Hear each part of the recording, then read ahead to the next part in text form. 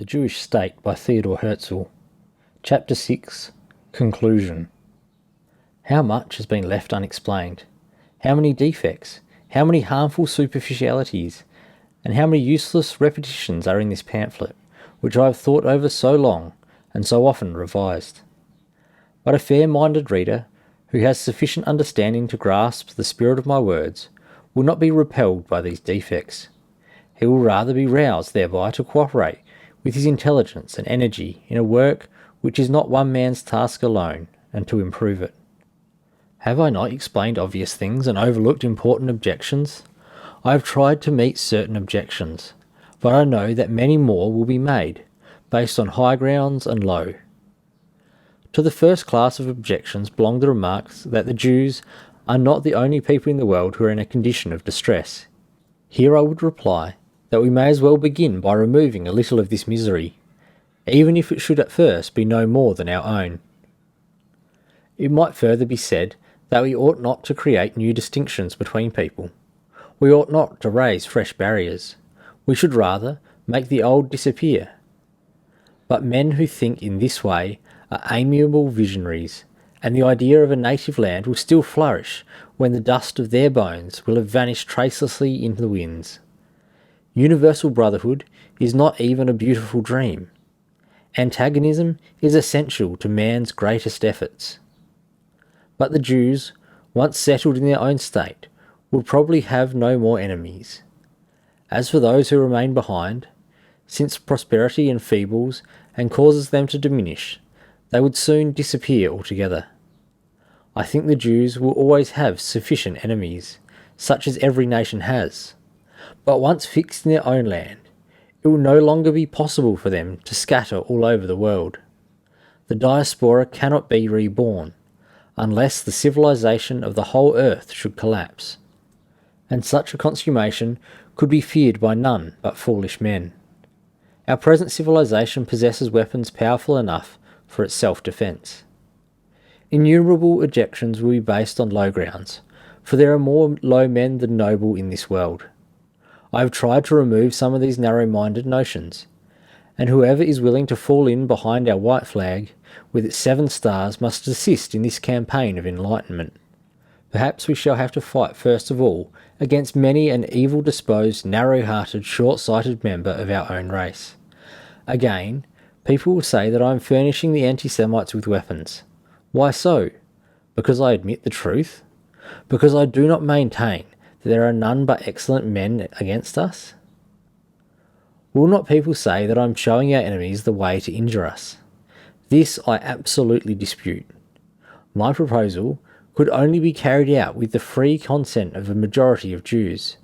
Action may be taken against individuals or even against a group of the most powerful Jews, but governments will never take action against all Jews. The equal rights of the Jew before the law cannot be withdrawn where they have once been conceded. For the first attempt at withdrawal would immediately drive all Jews, rich and poor alike, into the ranks of revolutionary parties. The beginning of any official acts of injustice against the Jews invariably brings about economic crisis. Therefore, no weapons can be effectually used against us, because these injure the hands that wield them. Meantime, hatred grows apace. The rich do not feel it as much, but our poor do. Let us ask our poor, who have been more severely proletized since the last removal of anti-Semitism than ever before. Some of our prosperous men may say that the pressure is not yet severe enough to justify emigration, and that every forcible expulsion shows how unwilling our people are to depart. True, because they do not know where to go, because they only pass from one trouble into another.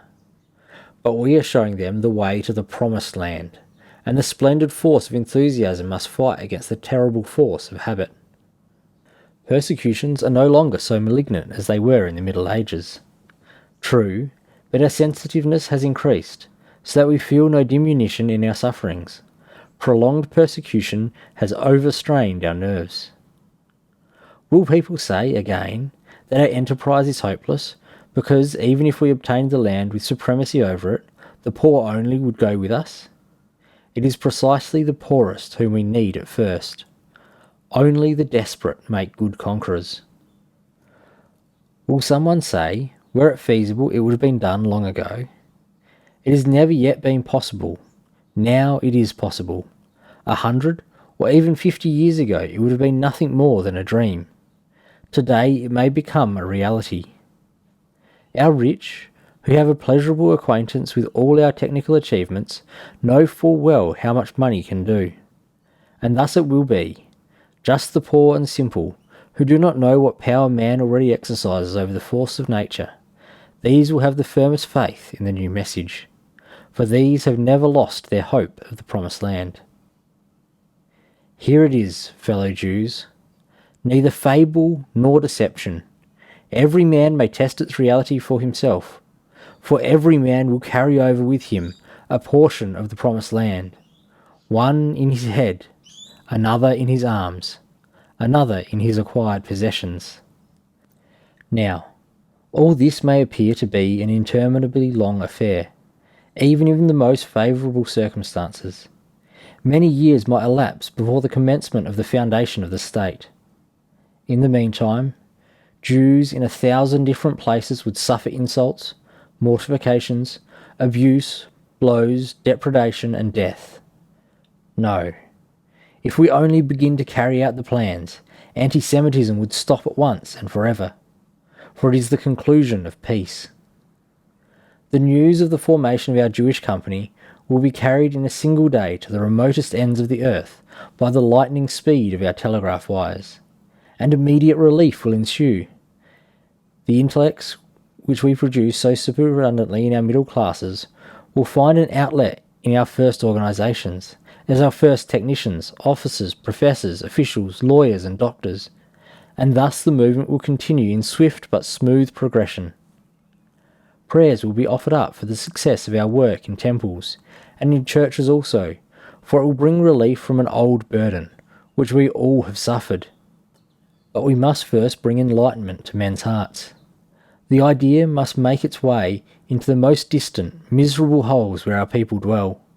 They will awaken from gloomy brooding, for into their lives will come a new significance. Every man need only think of himself, and the movement will assume vast proportions. And what glory awaits those who fight unselfishly for the cause. Therefore, I believe that a wondrous generation of Jews will spring into existence. The Maccabeans will rise again. Let me repeat once more my opening words. The Jews who wish for a state will have it. We shall live at last as free men on our own soil and die peacefully in our own homes. The world will be freed by our liberty, enriched by our wealth, magnified by our greatness. And whatever we attempt there to accomplish for our own welfare will react powerfully and beneficially for the good of humanity.